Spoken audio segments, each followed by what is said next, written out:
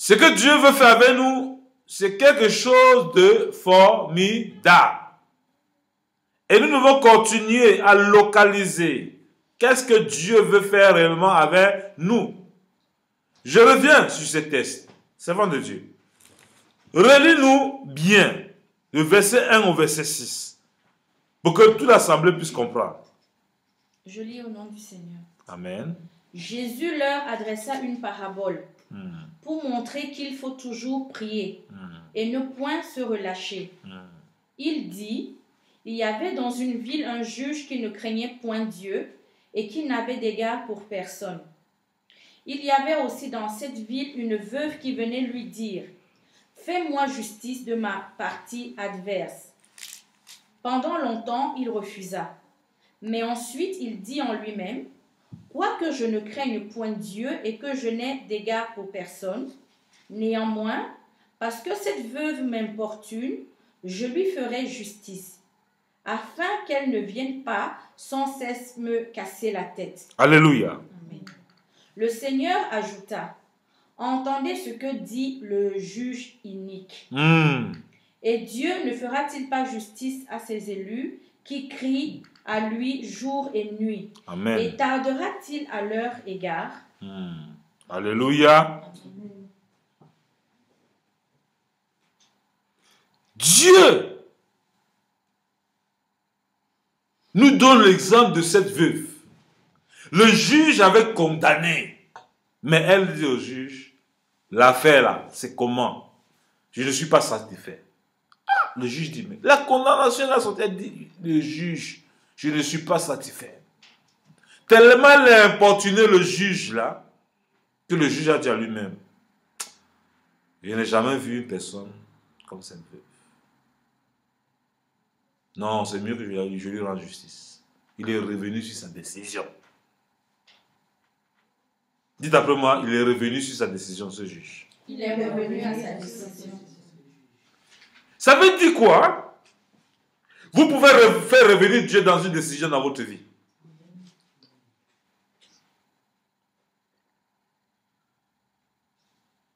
Je me souviens de la prière d'Abraham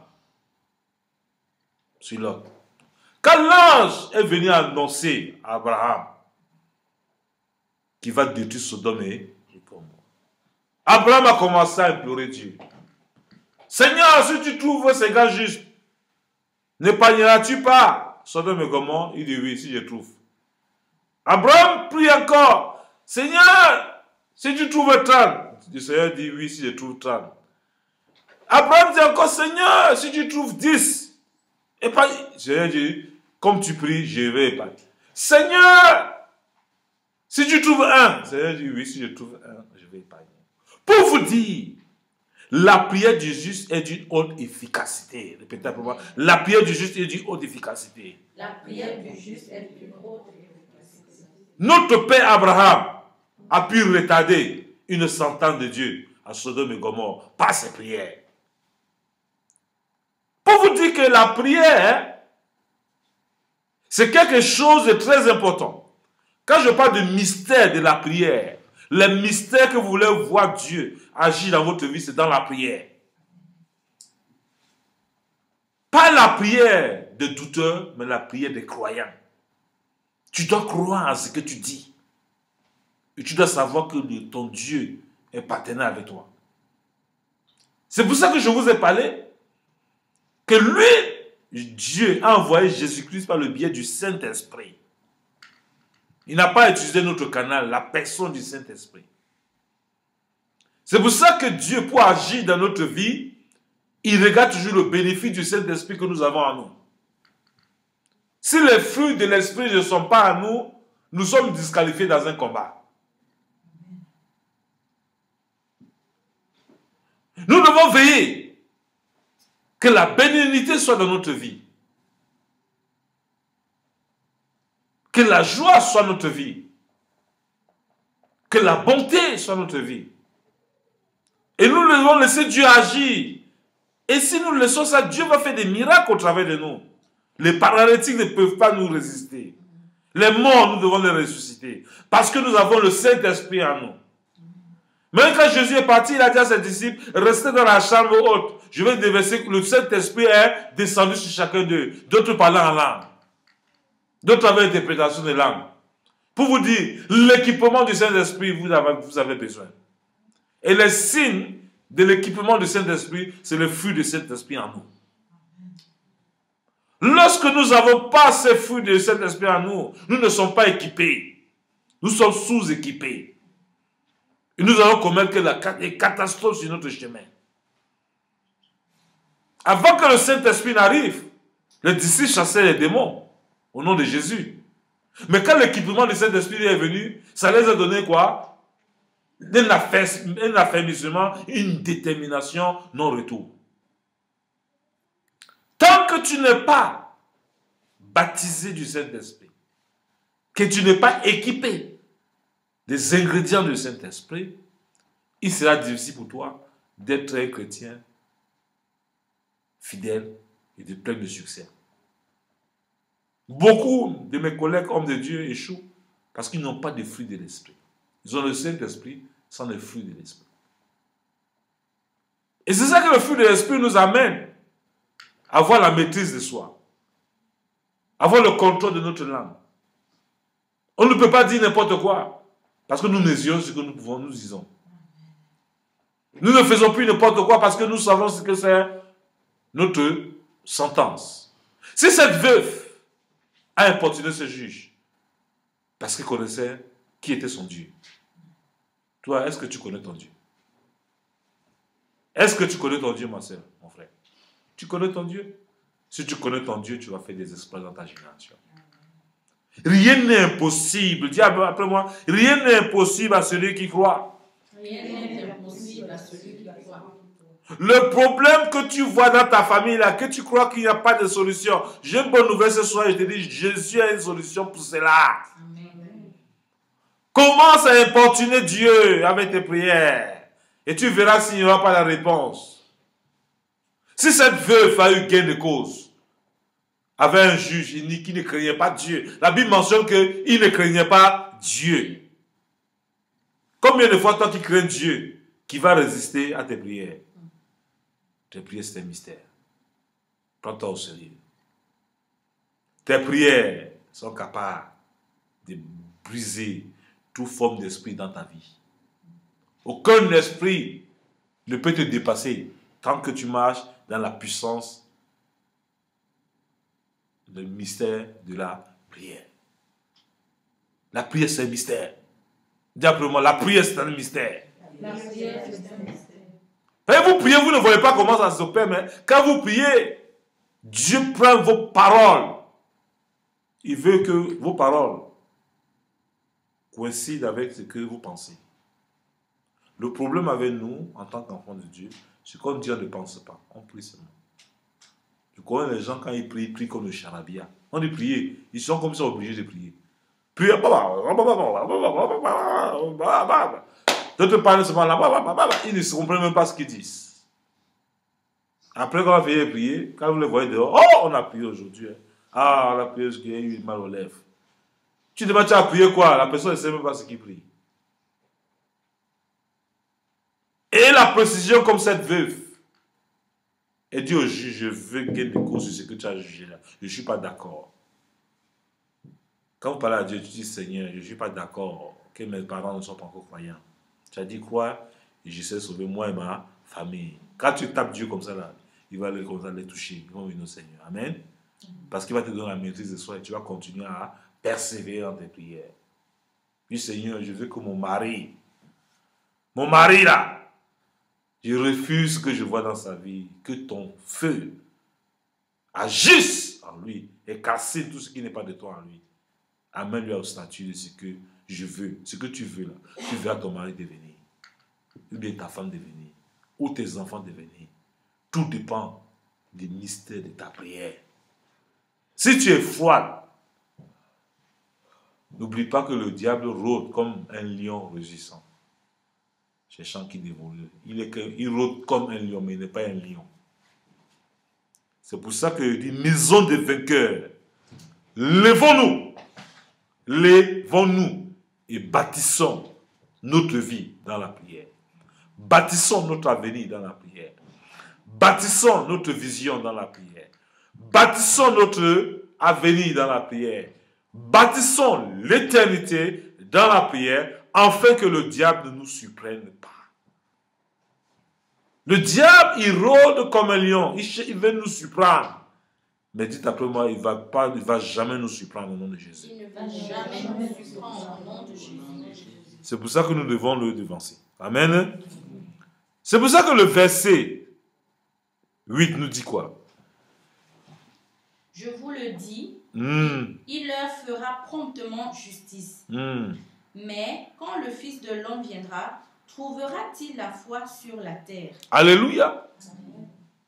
Il nous demande, est-ce que quand le Fils de Dieu viendra, trouvera-t-il encore la foi sur la terre? Nous oublions pourquoi Jésus est venu dans le monde. Jésus est venu dans le monde pour sauver qui? Ceux qui étaient perdus. Et quoi? Maltraités. Ceux qui n'avaient plus d'assurance. Jésus est venu les sauver. Jésus n'est pas venu pour les bien portants. Il est venu pour les mal portants. Comme moi, je sais que je me porte mal, c'est pour ça que je suis venu à Jésus. Et Jésus m'a donné une assurance. Il vous a donné cette assurance. C'est pour ça que lorsque vous venez prier au nom de Jésus, vous devez être rempli de quoi? D'assurance. Et cette assurance va vous conduire dans les parvis de quoi? Du succès. Et ce parvis de succès, c'est le témoignage qui va accompagner votre vie chaque jour. Et quand je lis bien, si quand Jésus viendra, il va trouver encore la foi sur la terre. Il y a beaucoup qui vont abandonner Jésus à cause de quoi? Du ventre. À cause de quoi? Des passions de ce monde. Des désirs de ce monde. Qui font la guerre avec notre esprit. Il y a des gens ici, tous les désirs, c'est seulement manger. Quand ils voient la nourriture, ils n'ont plus de faim. D'autres, c'est la boisson. D'autres, c'est les habits. Ils aiment les habits plus que Dieu. Ils aiment la nourriture plus que Dieu. Ils aiment la vie plus que Dieu. Mais n'oubliez jamais, c'est Dieu qui nous donne toutes ces choses-là. Quand on s'attache à Dieu, il nous donne ce que notre cœur désire. Mais si nous désirons ces choses, puis que lui, nous mettons la guerre dans notre propre vie, nous n'avons plus d'assurance. Jésus veut que nous soyons tranquilles et que nous ayons confiance dans notre marche avec lui. Et cette confiance permet que nous approchons toujours de lui avec quoi? Avec assurance. Et nous parlons de lui avec assurance. Ne croyez pas que les gens ne vous observent pas. Les gens vous observent. Ils savent que vous priez ici. Ils vous envient. Mais ils ne savent pas comment prendre la décision que vous avez prise. Mais je vous tire chapeau, vous avez pris la bonne décision. Acclamez pour vous-même. Amen. Persévérez. Dieu dit de persévérer. La persévérance, c'est être déterminé à changer votre vie radicalement et voir Dieu agir. Dites après moi, je veux voir Dieu agir dans ma vie. Je veux voir Dieu agir dans ma vie. Amen. C'est ce résultat qui te pousse à continuer à croire en lui, à t'attacher. Et quand tu t'attaches, Dieu ne peut que te donner le résultat de ton attachement. C'est pour ça qu'il nous dit au verset 9. Il dit encore cette parabole en vue de certaines personnes se persuadant qu'elles étaient justes et ne faisant aucun cas des autres. 10. 2 hommes montèrent au temple pour prier. L'un était pharisien et l'autre publicain.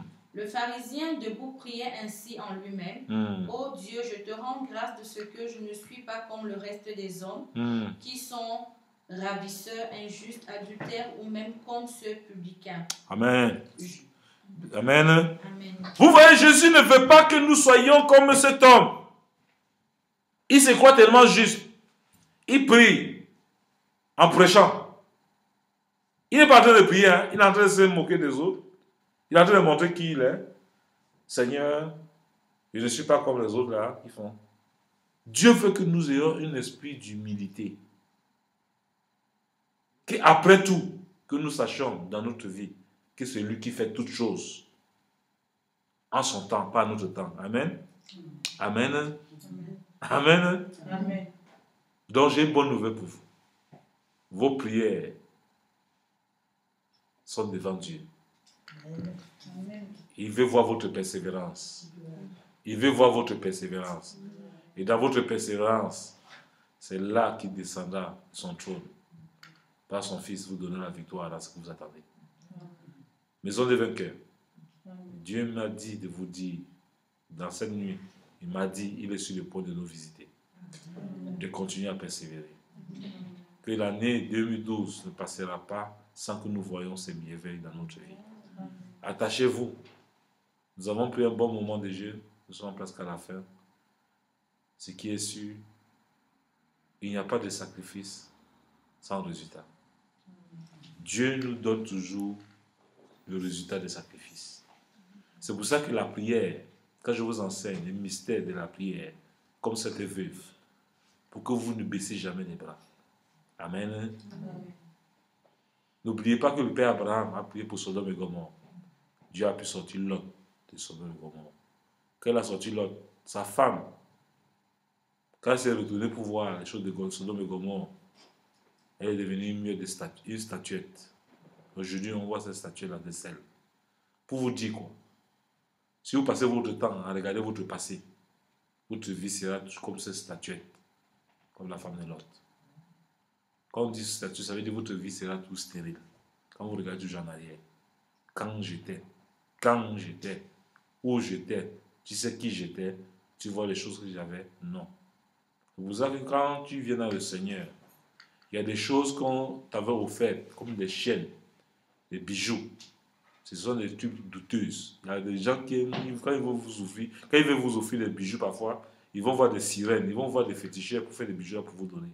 C'est pour ça que quand vous venez à la maison de Dieu, quand vous vous rappelez de ces choses-là, amenez ces bijoux pour que l'homme de Dieu puisse les confier au Seigneur, afin que vous soyez libérés. Parce qu'il y a certains liens, certaines personnes sont liées par rapport à certains bijoux.